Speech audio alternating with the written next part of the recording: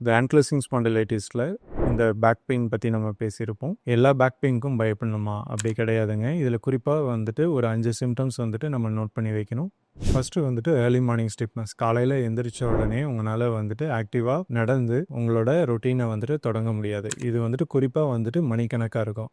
1/2 மணி நேரத்துக்கு மேலே இருக்கும். 1 மணி நேரம் 2 மணி நேரம் அந்த மாதிரி ரொம்ப கஷ்டமாக இருக்கும் மார்னிங் ஸ்டிப்னஸ். நைட்டில் வந்துட்டு யூஸ்வலாக வந்துட்டு இந்த பெயின் வந்துட்டு 2 மணி 3 மணிக்கு மேலே ஆரம்பிக்கும். உங்களால் பெட்டில் வந்து உருண்டு பரண்டு படுக்க முடியாது. இது ஒரு சிம்டம். அடுத்தது வந்து பார்த்தீங்கன்னா உங்களுக்கு வந்துட்டு ஆல்டர்னேட்டிங் குளூட்டியல் பெயின் அப்படின்னு சொல்லுவோம். கொஞ்ச நாளைக்கு ரைட் சைடில் வலிக்கும், கொஞ்ச நாளைக்கு லெஃப்ட் சைடில் இருக்கும். மாறி மாறி வலி இருந்துட்டு இருக்கும். இடுப்பு வலியே ஒரே மாதிரி இருக்காது.